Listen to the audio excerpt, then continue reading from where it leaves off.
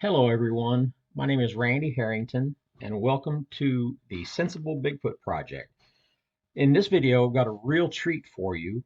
It involves a gentleman named John Morley. He is a research biologist, and I met John back in 2009, May of 2009. I was heavy into my research back then. I was about 3 years in after my main sighting, and I was contacted by, I believe it was John who contacted me and asked me if I could meet him and Scott Nelson and another gentleman at a restaurant in St. Joseph, Missouri. And it was a very nice meeting. No one knew who Scott Nelson was at the time, and I certainly didn't know. But we sat in a conference room at the restaurant and listened to his presentation on the Sierra Sounds audio studies that he had been doing at that time. So it was the first time I had ever heard it. I was blown away. I was absolutely a believer of the Sierra Sounds and their authenticity. I had the CDs at the time that I purchased, and I had worn them slick listening to them. I believed, that Ron Moorhead and Al Berry and them did everything that they could at the time to study these things and send them to the right people to verify them and see what was going on there, to look for hoaxing, to look for any shenanigans. So I'd like to get beyond that and that not be a part of this. But that's how I met Scott Nelson. And John Morley was there with him. John and I were aware of each other because the organizations that we were researching with were in contact, online. So I knew who he was, and I guess he knew who I was. So this was a very nice meeting, and so we parted ways after that. And years later, we meet up again, and we also met March or September of last year, which was 2023, and I suggested to a conference in Missouri, they were looking for some additional speakers, and I suggested John be a speaker there because of his extensive work, with what he's done down in the Texas area. So indeed, he was invited and he spoke. We were able to reacquaint ourselves. He joined myself and Shane Carpenter as part of our team. He was impressed with what we were coming up with at the 400 location, especially the foot tracks. That has been the basis of some of his recent studies, is into the foot. And these don't coincide much with what Meldrum has laid out to the Bigfoot community. So you're going to find differences in what we think is going on. And you got to understand, I don't have a dog in this fight. It doesn't really matter to me. I'm just a dumb Midwestern boy. But the tracks didn't show year over year what we were getting at the 400, like mid-tarsal breaks.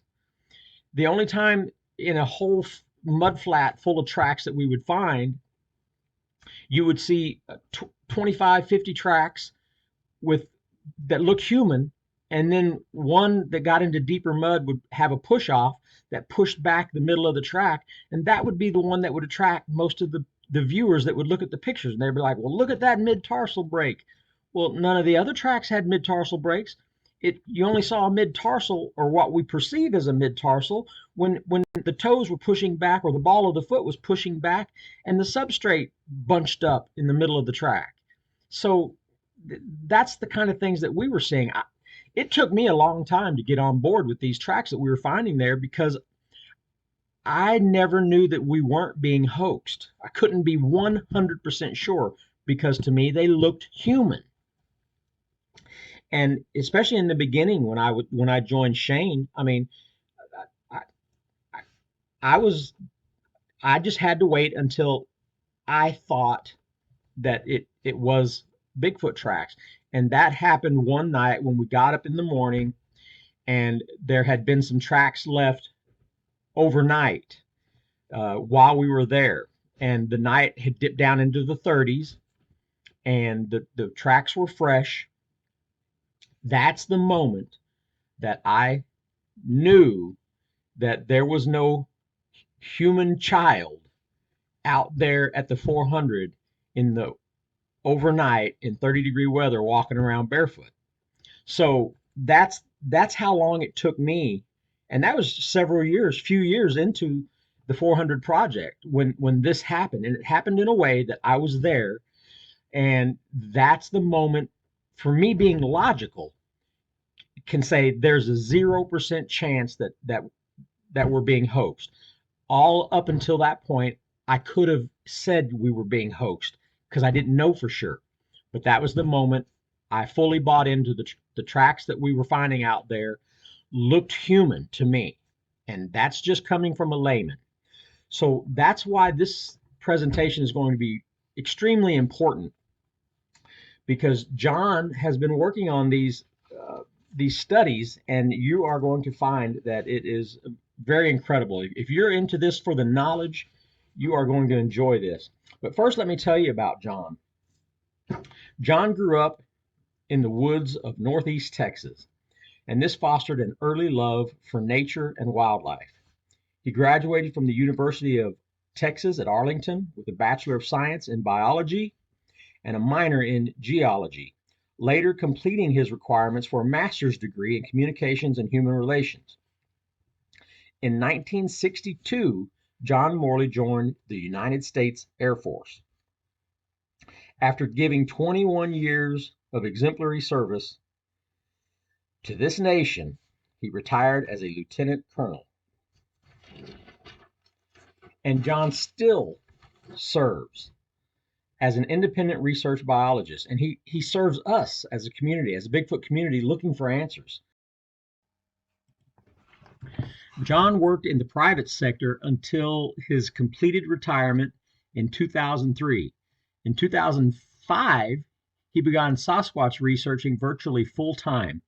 He joined a Texas-based research organization in 2006 and was appointed a regional director responsible for the investigation of sighting reports throughout 20 counties in Northeast Texas.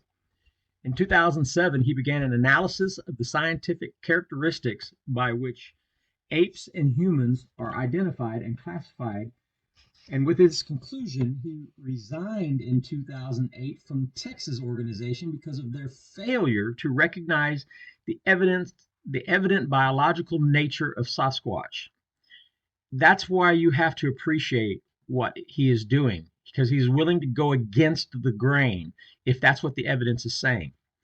So John has conducted field research in both public and private land in Texas, Oklahoma, Arkansas, and Missouri. His research includes the application of science to the morphology and the evidence of the primate we know as Sasquatch. His science papers have been published on the Sasquatch Canadian website, where he is referred to as their resident scientist. So now we will get into why we're here. Now that you know who John is, and you can appreciate his service to this nation and who he is as a person, the character behind the man. So now let's get into why we're here. It involves the Bossburg tracks. In November of 1969, Colville, Washington resident Joe Rhodes reported large Bigfoot tracks at the Bossburg dump in Stephen County, Washington. Bossburg is an old mining town which had a maximum population of 800 residents in 1892. The town was established as a lead and silver mining town and is about 20 miles south of the Canadian border. It has been largely abandoned since the 1950s, so it's in the extreme northeast corner of Washington.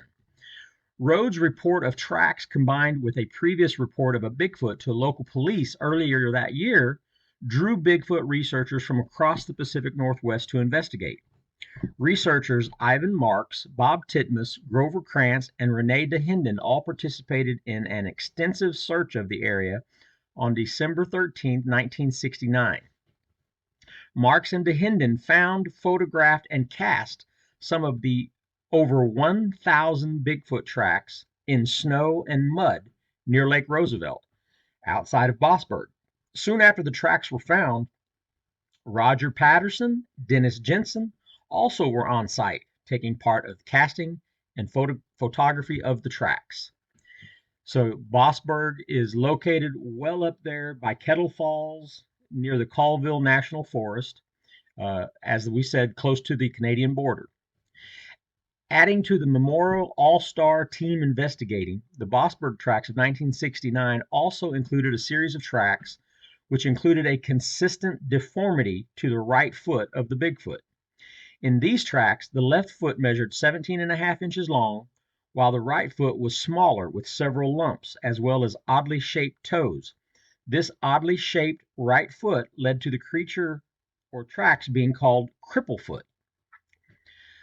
The photographs and casts collected near Bossburg have been extensively studied.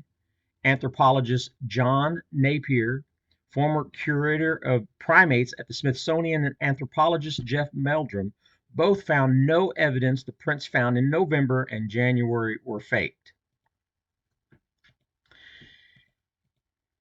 Renee found one good print, which someone had protected by the dump by covering it with a cardboard box. It was a right foot and clearly showed signs of malformation. He photographed it and castor plasted it in mold. Now, for the first time, Renee saw a full spread of the cripple's tracks. They were and are still among the most convincing tangible evidence to be turned up in his years as a Sasquatch hunter. The tracks led them from the river, across the railroad, and across the main highway. Whatever had made them had stepped over a 43-inch high, 5-strand wire fence. Judging by the single prints of the left and right foot on either side of the fence. On the far side of the fence, in a cluster of pine trees, there was a marked depression in the ground among the pine needles, apparently where some heavy animal had rested. The unusual cripple prints were found at 2 different locations near Bossburg in 1968, about 2 weeks apart. It is immediately seen that the right foot is deformed, thus the name Cripplefoot. The probable scientific reason for the deformity is provided in the section Dr. Meldrum and the Footprint Facts. Although the deformed foot appears to show just 4 toes, it is reasoned that one toe pushed up as a result of the deformity, so did not touch the ground. A very slight impression of the missing toe can be seen in the print made in the snow. It is in between the first and second toes from the right. So there you have it. Now, John Morley sent me some scientific papers that he was working on in regards to the Bossburg track. And even though he didn't want me to print it, he gave me permission to read the papers. So I'm presenting it to you in this manner where I can read the papers to you and show you pictures that need to be shown to you. But first, we've got to start with a disclaimer. Notwithstanding the provisions of Section 106 and 106A, Section 107 of the Copyright Act provides for the fair use of copyrighted work, including such used by reproduction in copies or by any other means specified by that section, for purposes such as criticism, comment, news reporting, teaching, including multiple copies for classroom use, scholarship, or research, and is not an infringement of copyright. Okay, in 1969, Bossburg Sasquatch Snow Track has not received the attention it deserves in interpreting the anatomy of the track maker's foot. Further, an analysis of the footprints discussed herein reveals new insight into Sasquatch foot anatomy. Significantly, the Bossburg snow track reveals physical anomalies which are only known to occur in human primate feet versus those of non-human primate feet. That's the key. The deformities in that foot are a human characteristic. So initially in John's research into the 1969 Bossburg snow track considered the possibility that the tracks and the cast may have been by a Sasquatch with Charcot foot disease. That's a French word, spelled Charcot. So you'd think it would say Charcot, but it's Shako. Uh, Shako foot disease. So we're going to show you two-dimensional photos of the Bossburg tracks when compared with the Shako foot disorder. And they showed similarities. However, figure 2 also shows the rock bottom shape, which does not exist in the Bossburg tracks and casts. The Bossburg snow track photo is both scientifically and medically revealing in that only the hindfoot and the toes, the distal end of the forefoot, made impressions in the snow, while the midfoot, containing the metatarsal bones, was arched up and over the snow, making almost no contact. This upward curvature of the midfoot is a human deformity known as Piskavos, spelled P-E-S, and then another word, C-A-V-U-S, Piskavos. Dr. Norman S. Turner is a medical doctor and is an assistant professor in the Department of Orthopedic Surgery at the Mayo Clinic School of Medicine. Dr. Turner, in defining Piskavos, wrote, Piskavos is a descriptive term for a foot morphology characterized by a high arch of the foot that does not flatten with weight bearing. Piskavos is an orthopedic condition that manifests in both children and adults. It is defined primarily by the elevation of the longitudinal arch of the foot, a high arch. It is a deformity that is typically characterized by elevation of the longitudinal plantar arch of the foot. It is clear from the above medical doctor's statement that Piskavos results from the elevation of the longitudinal arch of the foot. We can thus conclude that it takes a foot with a longitudinal plantar arch for Piskavos to occur. Such has been confirmed by medical professionals rather than relying on the opinion of non-medical anthropologists. The Bossburg snow footprint is firm evidence that the Sasquatch foot contains arches. The Bossburg snow footprint also reveals that the metatarsal bones are adducted or turned inward toward the medial side of the foot. This is known as metatarsal adductus. Metatarsal adductus is medically defined as a fixed deformity of the foot in which the fore part of the foot is angled away from the main longitudinal axis of the foot towards the midline, usually congenial in origin. It is further defined by another medical doctor from Mount Sinai as a foot deformity characterized by sharp inward angle of the front half of the foot.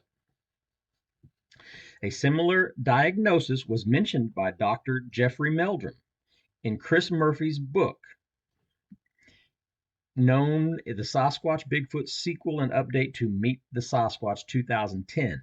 However, the morphological importance of these two deformities was not discussed. Did Dr. Meldrum understand that the evidence revealed in the Figure 3 snow track could only result from a foot with arches?